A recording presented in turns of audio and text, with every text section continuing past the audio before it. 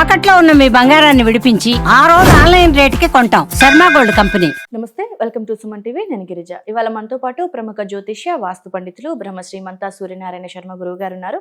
వారితో మాట్లాడి ఈ 2025 నూతన ఆంగ్ల సంవత్సరంలో ద్వాదశ రాశుల వారికి ఏ విధంగా ఉంటుందో తెలుసుకునే ప్రయత్నం చేద్దాం. గురువు గారు నమస్కారం. నమస్కారం అమ్మా, శుభం వ్యాధు. గురువు గారు, ఈ 2025 ఆంగ్ల నూతన సంవత్సరంలో భాగంగా తులా రాశి వారి గ్రహస్థితి ఏ విధంగా ఉండబోతుంది?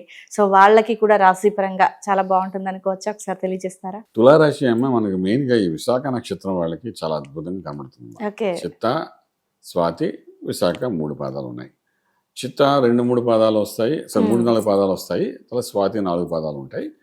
ఎస్పెషల్లీ విశాఖ నక్షత్రం వాళ్ళకి మాత్రం అల్టిమేట్ సక్సెస్ అనేది బాగా కనిపిస్తుంది. అందులో మళ్ళీ నక్షత్రాలు బట్టి కూడా మేము చెప్తున్నాను.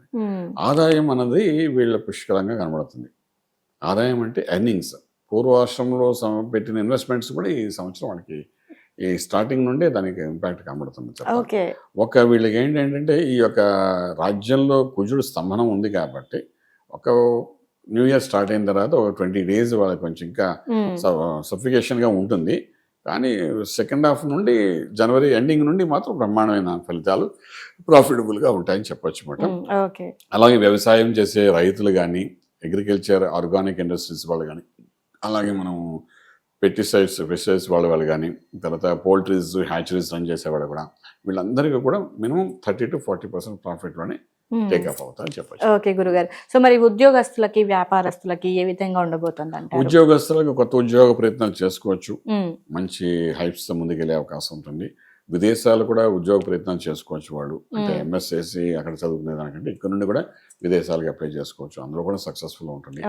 అలాగే కార్పొరేట్ సెక్టర్లో కూడా ఒక కంపెనీ నుండి ఇంకొక మారడం, కొత్త కంపెనీకి చేంజెస్ అవ్వడం, ఎలా చేసుకున్నా కూడా వాళ్ళకి హైక్ అనేది 30 to 40% వస్తుంది.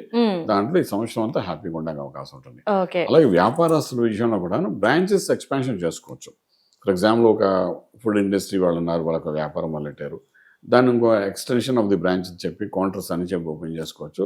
ఈ సంవత్సరం మంచి ప్రాఫిట్స్ లో బయటకు వచ్చే అవకాశం ఉంది. ఓకే గురుగారు. సో మరి కాంపిటేటివ్ ఎగ్జామ్స్ రాసే స్టూడెంట్స్ కి, అలాగే రెగ్యులర్ స్టూడెంట్స్ కి, చదువుకునే వాళ్ళకి ఏ విధంగా ఉండబోతుంది? కాంపిటేటివ్ చేసే వాళ్ళందరికీ కూడా వీలైనంత వరకు జూన్ తర్వాత ఏదైతే కాంపిటేటివ్ ఎగ్జామ్స్ ఉందో అందులో మంచి సక్సెస్ఫుల్ టేక్ ఆఫ్ చేస్తారండి వీళ్ళు.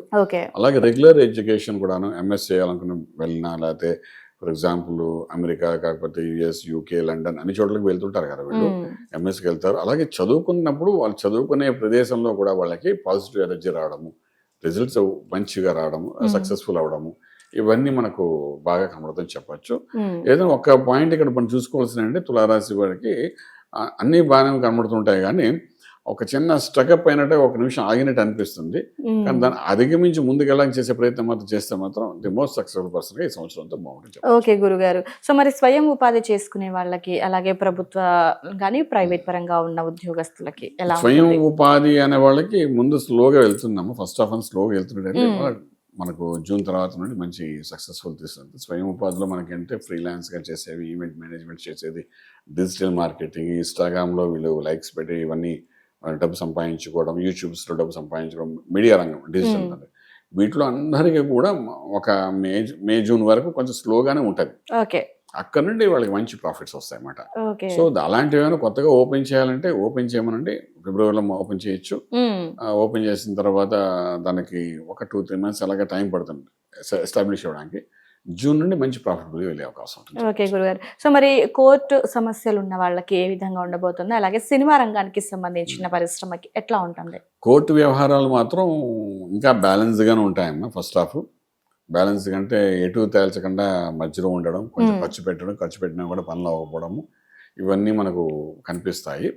అలాగే సినిమా రంగంలో వాళ్ళు కూడా తులారాశి వాళ్ళకి ఎంతో కొంత ప్రాఫిట్ లాస్ లేకుండా కథ నడిచిపెట్టేటువంటి, ఒక ఫర్ ఎగ్జాంపుల్ ఒక 5 కోట్లు పెట్టి మూవీ తీసాడంటే 5 కోట్లు వచ్చేసి పైన 5 కోట్లు ఫిలిం తీయడానికి ఎంత కాలం పట్టిందో, దానికి ఎంత ఖర్చు అయిందో అది కూడా మనకు వచ్చేస్తుంది. అంటే కొంచెం మినిమం ప్రాఫిట్స్ బయటకు వచ్చేస్తారు, నష్టం అయితే జరగదు. As far money is concern they are profitable గానే ఉంటారు. ఇక నేమ్ అండ్ ఫేమ్ అని దగ్గరకు వచ్చినప్పుడు దానికి మళ్ళీ 100 రకాలుగా ఆలోచించాలి. బట్ ఎందుకంటే దానికి 6వ ఇంట్లో శనీశ్వరుడు కనబడతాయి ఈ సంవత్సరం అంతా వీళ్ళకి. అలాగే పంచంలో రాహువుడు ఉంటాడు, మ్యాజికల్ ప్లానెట్ ఉంటాడు. అలాగే అష్టంలో ఉన్న బృహస్పతి 9th హౌస్కి వెళ్తాడు, అష్టంలో మే వరకు ఉంటాడు. సో ఇవన్నీ ఏంటంటే కొంతవరకు వాళ్ళని ఇబ్బంది పెట్టే పరిస్థితి కనబడుతుంది. Financial they are strong. Name Okay. Fame దగ్గర మాత్రం కొంత ఇబ్బందులు పడతారని చెప్పొచ్చు మేడం. ఓకే గురుగారు. సో మరి రాజకీయ పరంగా రాజకీయ నాయకులకు ఎలా ఉండబోతుంది, అలాగే రియల్ ఎస్టేట్ చేసే వారి పరిస్థితి ఎట్లా ఉంటుందంటారు? రాజకీయంగా కొంత అవమానం పడతారండి వాళ్ళు. మ్మ్. మానసిక ఒత్తిడి కూడా పొందే అవకాశం ఉంది. అండ్ రియల్ ఎస్టేట్ వాళ్ళు కూడా ఫస్ట్ హాఫ్లో మనకు ఆల్మోస్ట్ నాట పడడం, అవమానపడడం ఇవన్నీ కూడా జరుగుతాయి. రాజకీయం, రియల్ ఎస్టేట్ ఇద్దరికి అది కనబడతాయి. మ్మ్. ఎందుకంటే వీళ్ళు కమిట్మెంట్ మీద వెళ్తారు, ఆ కమిట్మెంట్ ఫుల్ఫిల్ కాదు వాళ్ళకి. సాటర్న్ అండ్ జూపిటర్ అంత సపోర్ట్ చేయరు ఫస్ట్ హాఫ్లో వాళ్ళకి. మ్మ్. దానివల్ల ఇబ్బంది పడిపోతుంటారు. కానీ సెకండ్ హాఫ్లో మళ్ళీ పుంజుకుంటారు. అది పుంజుకు మంచి ప్రాఫిట్ విత్ నేమ్ అండ్ ఫేమ్తో సంపాదించుకుంటారు. ఓకే గురుగారు. మరి తులారాశి వాళ్ళు శుభకార్యాలు చేసే సూచన ఏమైనా కనిపిస్తుందా? ఉన్నాయమ్మా. మీకు శ్రావణ మాసం, మాఘ మాసం వదిలేసండి. శ్రావణ మాసం నుండి వాళ్ళకి అంటే ఆగస్టు నుండి అంత శుభకార్యాలు, ఆగస్టు నుండి డిసెంబర్ వరకు గృహప్రవేశము, శంకుస్థాపన, శుభకార్యాలు అన్ని చేయడము, తర్వాత వివాహ సంబంధమైన పనులు చేయడము, ఇంకా ప్రేమ వివాహాలు ఉంటే దానికి అనుకూలంగా జరగడం వాళ్ళకి. అలాగే మనకు ఎంతో కాలం నుండి పెళ్లి కాని వాళ్ళు చాలామంది ఉంటారు. మ్మ్. ఫర్ ఎగ్జాంపుల్ 32-33 ఇయర్స్ అయినా సరే పెళ్లి కాకుండా ఇబ్బంది పడుతున్న చాలా ఉంటారు. అలాంటి వాళ్ళందరికీ పెళ్లిళ్ళు జరగడము.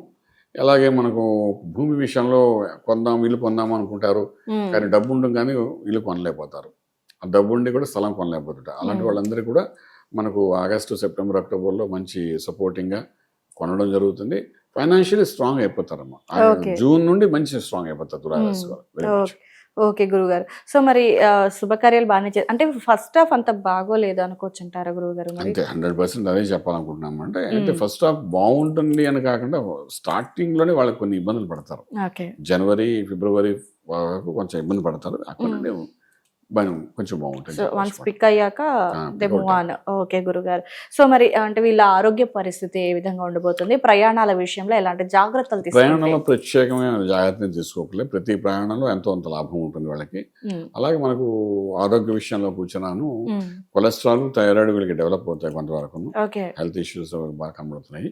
అలాగే ఏంటంటే వీళ్ళకి మనం చెప్పాలంటే కొంతవరకు నరాలకు సంబంధించిన న్యూరో ప్రాబ్లం కూడా, బ్రెయిన్ దగ్గర న్యూరో ప్రాబ్లం కూడా వచ్చే అవకాశం ఉంటుంది. కొంచెం ఓల్డ్ ఏజ్ పీపుల్కి ఓకే. దెబ్బలు కూడా ఇక్కడ తగిలే అవకాశం కనబడుతుంది.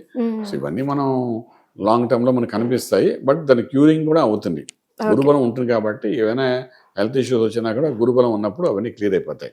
ఓకే. సో అది కూడా జరుగుతుంది చెప్పొచ్చు. సో ఓకే గురుగారు. మరి స్టాక్ మార్కెట్లు అలాగే కాంట్రాక్ట్ బేస్ వర్క్ చేసుకునే వాళ్ళ పొజిషన్ ఎలా ఉంటుందంటారు? స్టాక్ మార్కెట్ దగ్గరికి వచ్చిన మీ సంవత్సరంలో వీళ్ళు ఆల్మోస్ట్ స్టీలు, ఐరన్, ఆటోమొబైల్స్, అలాగే crude oil, petrol bunks, scrap business మీద ఇన్వెస్ట్మెంట్ ప్లాన్ చేసుకుంటే వెళ్ళచ్చు. ఫెంటాస్టిక్, చాలా బాగా వెళ్తుంది, వరి ఒక్కలేదు. అలాగే మీరు స్టాక్ మార్కెట్తో పాటు మీరు ఇంపోర్ట్ ఎక్స్పోర్ట్ వ్యాపారాలు కూడా బాగానే వెళ్తాయి వీళ్ళవి. మన దాని గురించి కూడా మనం పెద్దగా వరి అవ్వలేదు. మంచి ప్రాఫిట్ వెళ్తాయి. అంటే మనం ఐరన్ ఐటమ్ ఏంటంటే ఐరన్ ఐటమ్ వీళ్ళకి సపోర్ట్ చేస్తుంది బాగా ఈ సంవత్సరం అంతా. మనం దాని గురించి వరి అవ్వలేదు. ఓకే గురుగారు. సో మరి కొంత న్యూరో ప్రాబ్లం ఉంది అని అన్నారు కాబట్టి ఆరోగ్యపరంగా సో ఎలాంటి పరిహారం పాటిస్తే మంచిది అంటారు? నిత్యం అభిషేకం చాలా అవసరం పడుతుంది వీళ్ళకి. అంటే మనకు పంచసూక్తాలు ఉన్నాయి. మనకు నమ్మకం, చమకం, రుద్రం, శ్రీ సూక్తం, పురుష సూక్తం, 5 సూక్తాలు ఉన్నాయి. ఈ 5 సూక్తాలు ఏదో ఒక సూక్తంతో నిత్యం ఏదో ఒక అభిషేకం చేసుకోవడం చాలా బాగుంటుంది. అది సుబ్రహ్మణ్య స్వామి చేసినా, లేకపోతే శివునికి చేసినా, ఎవరికొకరికి నిత్యం అభిషేకం, ఇంట్లో చిన్న విగ్రహం పెట్టుకుని అభిషేకం చేయడం. రాని వాళ్ళు ఏంటంటే కనీసం క్యాసెట్ పెట్టుకుని వింటూ అభిషేకం చేయడం ప్రాక్టీస్ మాట. ఏదో రకంగా అభిషేకం చేయడం, అభిషేకం తీర్థం తీసుకోవడం, ఇది హెల్త్ కాన్షియస్ని కొంచెం స్ట్రాంగ్ చేసి సక్సెస్ఫుల్ చేస్తుంది. ఈ నిత్యాభిషేకంలో చాలా అవసరం పడుతుంది. ఎందుకంటే ఈ రాశి వారికి ఒక విశేషం ఏంటంటే రాహు పంచమలో ఉన్నాడు. పిల్లల ద్వారా కొన్ని సంఘటనలు జరుగుతాయి, దానివల్ల మానసిక ఒత్తిడి పొందే అవకాశం ఉంది. అలా పిల్లల ద్వారా కొన్ని మ్యాజికల్ మూమెంట్స్ కనబడతాయి. ఏదైనా పిల్లల ద్వారానే వాళ్ళ మానసిక ఒత్తిడి అయినా ధన సంపాదన జరుగుతుంది. సో అలా జరుగుతున్నప్పుడు వాళ్ళు ఏంటంటే వీలైనంత వరకు మనకంటే మన ప్రాణం ఎక్కడ ఉందంటే మన పిల్లల దగ్గర ఉందని చెప్తాం. అవును గురుగారు. అంతే కదా. ఒక ఏజ్ వచ్చేసిన తర్వాత మనం పెళ్ళి అయిపోయిన తర్వాత వీలైనంత వరకు మన కోసం బతకట్లే అంటాం. ఎవరి కోసం? మన పిల్లల కోసమే, వాళ్ళకి అన్నీ చేయాలి కదా అంటాం. అలాగా అంటే మన ప్రాణం ఎక్కడ అక్కడ మానసిక ఒత్తిడి వస్తుంటుంది. సో పిల్లల్ని జాగ్రత్తగా హ్యాండిల్ చేయగలిగితే మాత్రం లైఫ్ అది బాగుంటుంది సంవత్సరం చెప్పచ్చు. ఓకే గురుగారు. సో ఓవరాల్ గా తులారాశి వారికి స్టార్టింగ్ కాస్త ఇబ్బందిగా ఉన్నా సరే సెకండ్ హాఫ్ అంతా చాలా బాగుంది. అండ్ అలాగే ఆరోగ్య పరిస్థితి, వాళ్ళు పాటించాల్సిన నియమాల గురించి, పరిహారం కూడా చాలా చక్కగా తెలియజేశారు గురువు గారు. ధన్యవాదాలు. నమస్కారం. శుభం.